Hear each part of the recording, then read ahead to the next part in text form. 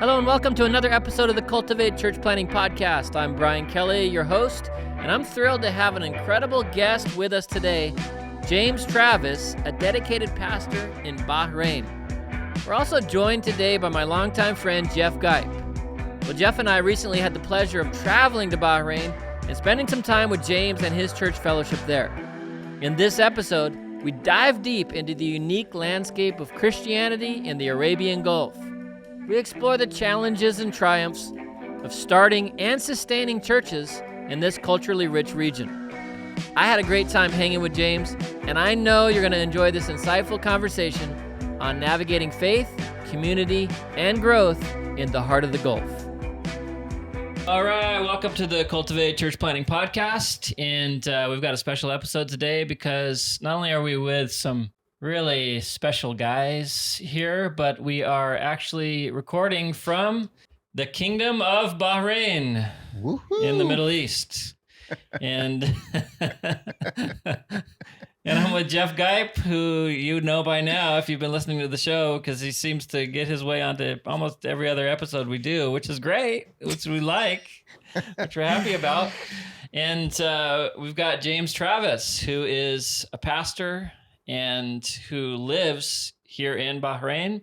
Pastors, what's the name of the church again? SAR Fellowship. SAR. Why did I want to say Selah? That's a...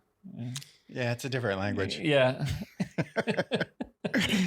SAR Fellowship, and they have a great church we're excited about visiting and sharing at on Friday, because the churches here meet, for the most part, on Friday, which I learned was a day off in the Middle East. We have Saturday, Sunday, and you were telling me, James, it was what was it? Friday, Saturday? It used to be Thursday, Friday.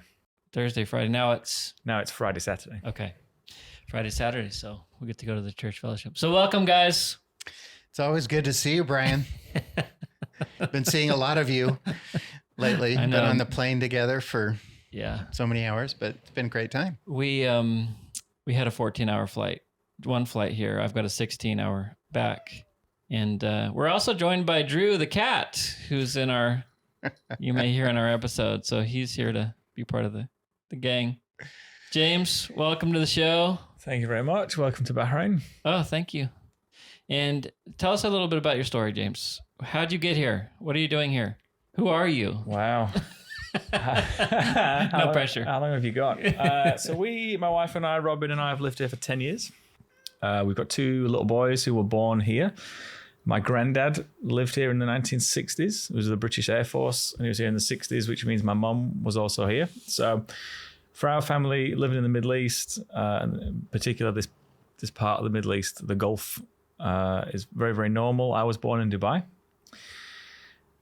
So this part of the world is very normal for us. So after Robin and I got married, we wanted to move to this part of the world because it's very regular for us. It's very normal. We knew what life was going to be like. We knew the kind of the quality of life, all those kind of bigger picture things. So we came here because we wanted to, basically, which is kind of different to a lot of people. We were talking yesterday at the airport. Why do people come to Bahrain? And it's usually with work, or they're sent here, or they come here with some different intentions about how they're going to use their time, or they're put here with the military. But in 10 years, we've not met too many people who genuinely wanted to be here. But I think because of the family history that we've got, there was just a bit of inevitability, really. Yeah. I think we were always going to live here. And you're talking mostly about like foreigners, expats, things like that. Yeah. Because obviously if you're Bahrainian, Yeah. did I say that right? No. But you were so polite. You were just going to let me go on. But Well, I did yesterday as well.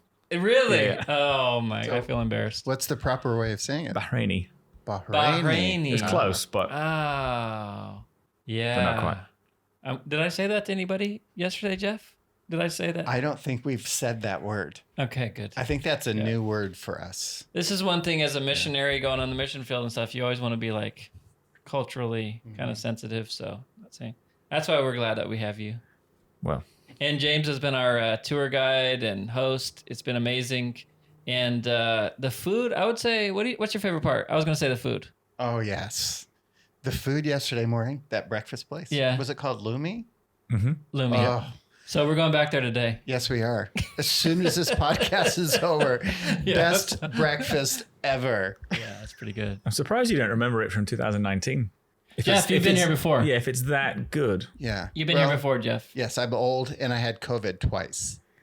So I don't remember anything since 2019. Yeah.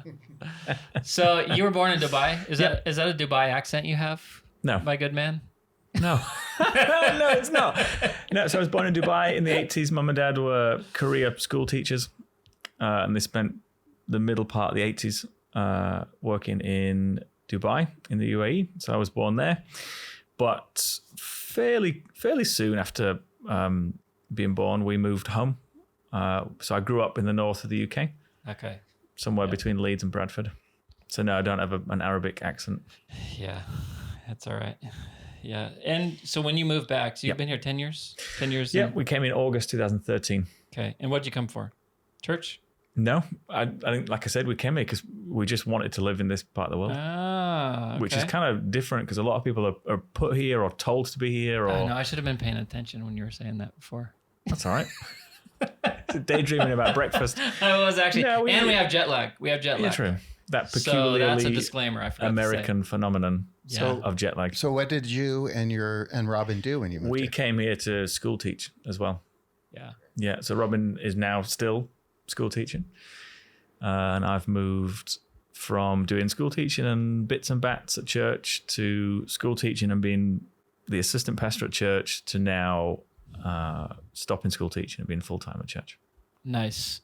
Let's get down to the nitty gritty. Let's talk about church planting, Christians in the Middle East, all this stuff we want to know. Because I think when people are going to tune into this, they're wondering, how do you be because here, let me just give you my perspective from, I guess, an American perspective or someone, I don't personally like tune into a lot of news, but I feel like from the news and stuff, if you talk about Middle East, you're thinking about wars. Obviously right now we're currently recording and big conflict in Israel.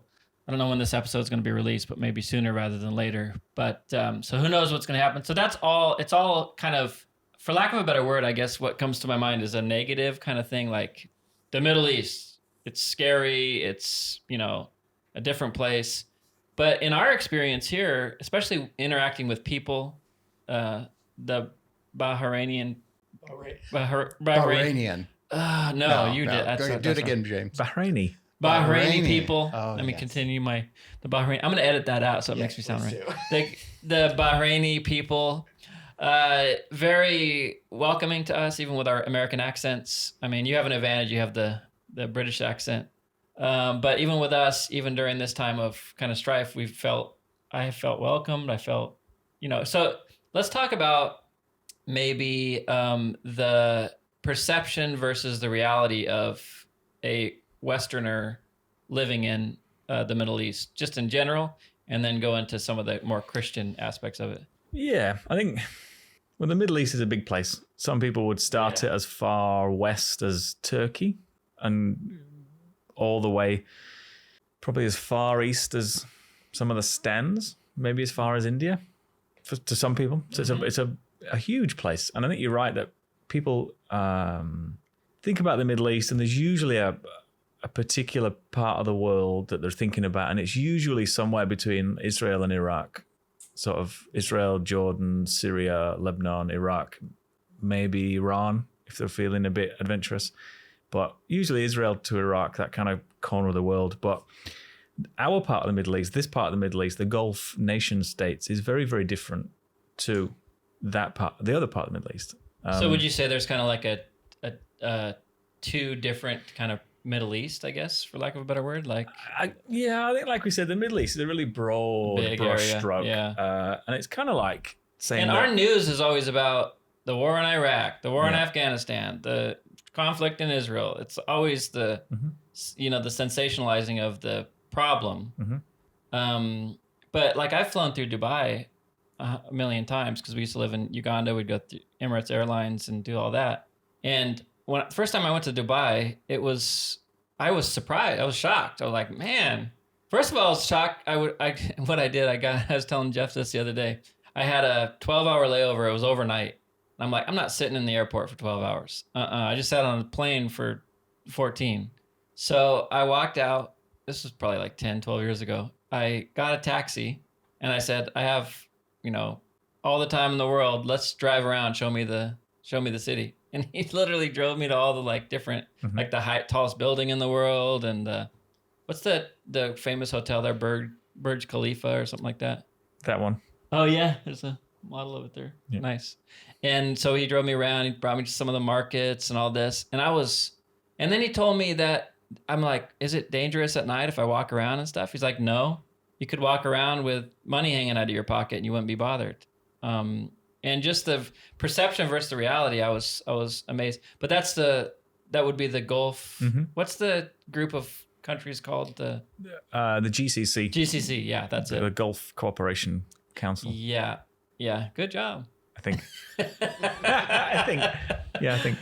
And so, but then once again, the kind of the ability to walk around and, especially as a tourist, I guess it's a very safe part of the world. We, as we were talking about at dinner the other day, our kids here just go wandering off in the supermarket. It's not a particularly positive habit, but they're safe doing it. We'll go out for dinner or lunch with them, take them out for breakfast, and they're very comfortable just, pottering around. And again, as we said, petty crime is very, very low. Lots of people come to this part of the world for a better, quote, quote, a better life. And so it's not in their interests to lose that by, making a poor choice. So now generally it's very, very safe. And it is very, very different to that part of the Middle East that we often hear about in the news and that's often plagued by conflict. It's a very, very different place. As you said, with Dubai, and you spent 24 hours in Bahrain, it's a completely different part of the world. And lots of people are very surprised when they talk to us about life in Bahrain, where they see pictures, videos, talk about the freedoms and the protections that the church has. Yeah. What it's like being a Christian in this part of the world. So it surprises a lot of people. Let's talk about the church. You yourself did not plant the church, but you've pastored for the last 10 years? I've done bits and bats. So I was youth pastor and assistant pastor and worship. And then we've kind of taken that kind of a stereotypical path from doing more and more and more to now just being the kind of the lead pastor. Yeah. Great. And the church here, do you have, what's the view from the citizens and the government, especially on the church? Like, is it okay to have a church, or what's going on? Yeah. So if you're Bahraini, you're assumed to be Muslim. Okay. A lot of Bahrainis would say that they were born a Muslim from the experiences that we've had and the people that we've met. So they would assume that if you're not a Muslim and you're from the West, then you are a Christian. As the kind of the default setting. Yeah. So we've said to a few people in the last few years, it's probably easier for us to live a thoroughly Christian life here because it's expected of you. It's expected that your average person in this part of the world takes their faith and takes their religion very seriously, and then it's expected of you as well. If you're not a Muslim, then and you're from the West, you're obviously a Christian, and you live a Christian life and you do Christian things. You observe Christian holidays, and as part of your living out your faith, you go to church. So, the church enjoys. Again, I can't speak for every church in every country in the Middle East, but but just for the churches here in Bahrain enjoy a wonderful freedom, a wonderful relationship with government that we're very supported. We went to a hospital yesterday. Yep. The American, what's the name of the American Mission? The American, what's the name of the mission? American Mission. Yeah. Hard to remember. Originally, it was the Arabian Mission. Okay. When it left America in the 1880s. And as it touched down in this part of the world, it was then the American Mission. I loved it because you were telling us that they had a threefold. I do remember something. They had a threefold mission, which was the church, the hospital, and the school. There's a school. Yeah. So there's three kind of main legacies of the American Mission here in the 1880s. Yes. But this was probably one of the nicer hospitals I've seen, built by the American Mission and co-built by the what's it called? King something? What's the King's The name? full name of the new hospital is the King Hamad American Mission King Hospital. Hamad. Okay, and that was so it's really a joint venture kind of with the Between government, the government and the American church. Mission. An American Mission enjoys a very special place here. It's very favorably looked upon by the royal family. The population's about 2 million, and as far as I understand, it's about 70-30. So local to expat. So there are hundreds of thousands of non-Bahrainis living here. And that's replicated, and that's when you talk mirrored. about expats, is it just from Western countries, or expats include Philippines? Yeah, absolutely. India, anybody that's non-native. Indonesia. There's a huge Indian population. I think somebody told me that there are 400,000 Indians living in Bahrain. So about 1 in 5 people in Bahrain is actually Indian. Okay. Very big Filipino population. What was the breakup again of expats versus It's about, locals? I think it's about 70-30. 70-30 expats Local to expats. So 70% Bahraini. 30%. 30%. Okay. So there's hundreds of thousands of people here who are not Bahraini. Right. And the majority of your ministry as a church are to that expat It's to community. that expat community. And you were talking about this yesterday. Maybe you can elaborate. And one of your passions is, a lot of Christians will come to the Middle East and their goal is ministry to, the local people, which is fine. But there's often a neglected aspect of ministry, and that is to the massive expat. Because all the workers, laborers, that sort of thing are generally going to be the expat community. Yeah, absolutely. From countries, like all of our the people that we've been connecting with and meeting with are from different nationalities. So what's your heart on ministering to that? Yeah, it's community? interesting because there are millions of people in this part of the world who, like you said, are often a bit forgotten. So, the population here is 2 million, 70% local, 30% expat, and that's replicated and that's mirrored around these Gulf states. So in the UAE, Dubai and Abu Dhabi, it's more 90% expat, 10% local. Really? Wow. And then that's kind of an extreme example in the UAE, but wow, this huge... So 9 out of 10 people you're going to see are in the not UAE from... are not Emirati. Wow. Did you know that, Jeff? I did not. That is incredible. And how many churches do you think there are in those countries? Oh, that's a good question. We were in the UAE last weekend visiting some friends in Abu Dhabi, and we could have gone to, 10 or 15 different churches on a Sunday morning. And were they packed full of thousands This is of a people? big church. There's maybe 400 or 500 people. Wow. And they're legal, they're licensed, they're meeting very openly and freely, hired out a ballroom in a hotel and just did their thing. Yeah, the reason I'm asking it is, you feel pretty strongly that there's lots of opportunity to plant churches. There is, because like we said, there's this population split all around this part of the Middle East, and there are millions of people to whom nobody is ever sent. Now, thankfully, this part of the world is very supportive and very tolerant of church life and Christians doing Christian things and gathering for worship and impacting their community as Christians are called to do. But we've never met anybody in the last 10 years who's been sent here or feels led here to care for the expat population. Like you said, everybody comes to reach out to locals, which is great. And if that's what God's called them to do, then we'll support them in any way that we can. But there are millions of people spread around this part of the Middle East who are not originally from here and are often kind of left out, kind of slipped through the cracks. And, since our church has been around in some way, shape or form since the 1940s, as expat populations in this part of the world grew as oil was discovered.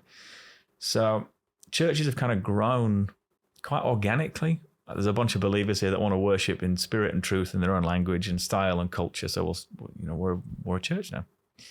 And that's happened all over these Gulf countries. And it's churches like that with history and a real presence in the community. Because another thing in this part of the world is that your history is your identity. So which is why the American mission is looked on so favorably, because it's been here for 130 years and they were here before oil was found. So the church and Christianity has never been viewed here as just come in for a meal ticket, because it was here to do good, just to be here before. And it's a lot of that good work that gave the open door for other activities within the community for the church. So again, a lot of a lot of stuff happens here based on relationship, and nobody's going to engage you in a conversation about kind of serious things about life and faith and eternity if you're just here for a few weeks passing through on a short term kind of visit. So yeah, history is really important. You can point to a legacy of you can trace your history back, but also a relationship as well. Yeah. If someone wanted to plant a church in Bahrain, how difficult would it be, or easy would it be? I guess you should say. Good question. Yeah, it's kind of two questions. So if people just want to come and like start a church, you come, hire a space in a hotel, gather and do your thing. It's fine. If you want all the papers and the licenses and the stamps and all that stuff, that takes time. No, it's a good question. So initially it'd be very, very simple. A lot of hotels and schools and places for hire are very, very receptive to hiring out space to churches. And so there's no need to be false about why you're hiring space. We've hired space in schools, hospitals, hotels. That's what I'm kind of getting at, but I don't want to say anything that's going to get you in trouble or anything as a church. So that's why I'm trying to... Initially, starting a church here was very, very simple because people are very willing and open to hire space to churches because of the legacy of people that have been here for 130 years and have proven and have evidenced that churches are here to do good things. Okay. From there, the steps would be to probably come alongside one of the more established churches. You know, there are a couple of churches that have been here for 120, 130 years, and we met a couple of the guys yesterday who have taken on that baton for the next few years. But initially, it would be very, very simple because a church plant would be very, very simple because of the legacy of people who've been here before. And it's some of those legacy churches that would then provide all the assistance that you need to kind of get to that next level. So there's a favorable view. Let me ask you this. What if a church came in and did not respect did not work together with other churches and started doing things that were opposed to what that's when the government would want they'd run into trouble. And the government, to be fair to them, are very, very open and honest with there is a method here and there is a channel for you to start meeting as a church. There are these structures in place. There are these again, the legacy and the more established, and there's a relationship between the government and these churches that have been here for more than 100 years. So we know them and we trust them, and they've evidence that they're not here to kind of undermine or kind of, sneakily get around the back and change everybody's views of stuff. They've established that they're here to do good things and they can be trusted to look after the expat community. So a church plant or a newer church would probably be strongly encouraged to come alongside one of these more established churches to really find a lot of legal protection and a lot of legitimacy in the eyes of the government. Yeah, but initially, starting a church in this part of the world is as simple as arriving and making some relationships in the expat community, if that's what you're going for, or whatever community you want to start a church within, and then hiring some space, which people are very, very open to do because of the legacy of people who've come before. Okay. Jeff, what do you think about all this? Well, I was so blessed to be here in 2019, and one of my most fond memories is looking into your congregation and seeing the diversity. Different countries, different cultures, different languages. I just thought it was so beautiful. So that's really a benefit, seeing the diversity, but the unity of Christ from people all over the world. How does that set with you now? And is that something that people could get really excited about if they were thinking about planting a church here? How does it sit with me now? Mm-hmm. It's the same thing. You'll see tomorrow at church. Yeah. So again, we've talked about churches in Bahrain a lot as we've been out and about, and there's kind of one of everybody and one of every flavor and style and culture of church. But within those different shapes and sizes and flavors of church, like you said, there's a lot of diversity. And so our church is predominantly Western expat, but on any given Friday when we meet for worship, there's people from every corner and continent of the world. And like you said, it's a really beautiful thing. And it gives a lot of, not weight as if scripture needs our experiences to back it up, but it helps us to see the truth of scripture when, you read about people from all corners of the world and from north and south and east and west coming together. It's a really nice little preview of that every Friday when you turn up, and there's a worship leader from Africa and a family from Canada and a teacher from Australia, and there's people from all corners of the world. So it's a really nice thing. In terms of coming and starting churches and planting churches, a lot of people when they first arrive kind of stick to their own community, looking for a bit of stability when they're away from home and a bit of normality. And then over time, probably integrate out into the wider expat community. So in the context of starting churches and planting churches, there's really nice opportunities, and there are really rich opportunities from both perspectives. If you've got a heart for a particular people group, probably a community of them here. Maybe not in Bahrain in particular, but around these Gulf nation states. So coming into this church where you have a great fellowship, you have a community of people that love one another, worshiping the Lord together from all different places, mostly Western expats, but everybody's welcome. Now, what if people see that in the country that you're in and are attracted to that community and start to come in as local Bahraini? What is the process? Is that... He said it wrong again. No, that was good. No, I said it right. I'm just trying to ask the question so that he has the freedom to, No, answer it's the a good question. Anybody's welcome at the church, regardless of where you're from. And a lot of people in Bahrain have very good and solid friendships and relationships with Bahraini people. And they often bring their friends to church. Mm-hmm. So first, like you said, yes, everybody's welcome. Does a person who, because the Bahraini are, as you've already said, Muslim country, and Westerners generally are seen as Christian by default, are they surprised at the way that Christians are compared to their views ahead of time? Or is it something that like, oh, this is what I expected? Or I'm just curious question. Yeah, I think from experience, there's a lot of curiosity. Mm-hmm. They've maybe heard stuff about church and they've got ideas. They've maybe seen it on TV in a movie, kind of the caricature of what going to church is like. It's usually something like, in Home Alone, when Kevin is on the run and he runs into church to get away from it. Yeah. That kind of the real liturgical that kind of like real liturgical, big, old, beautiful buildings. Yeah. The choir, the robes, the choir. And all that. Yeah. And so our church hires space in a school on a Friday. So for some people, that's a really big draw, so to speak, because there's a lot of curiosity there about you're doing church and you are a church and you're gathering as a church, but you're doing it inside a school or a hotel or a wedding hall, or you're meeting outside somewhere random in the winter. And so a lot of people are very curious about what church looks like. So that, along with the relationships that they have with people, it's not a weekly thing. There are not weekly guests, mm-hmm. but it's not uncommon for people to bring their friends to church, or people to call me up because my face and phone number's on the internet, mm-hmm. and ask about church and what it's like, and are they allowed to come? And I'm assuming that many people listening to this podcast right now are like potential church planners. What would you say to the guy that was, hey, I would like to go and plant a church in Bahrain? What would you say to that person? I think people should come. Mm-hmm. I think people should come and look and see and experience. I think, like we said, the Middle East is this big, broad area full of very different cultures and countries.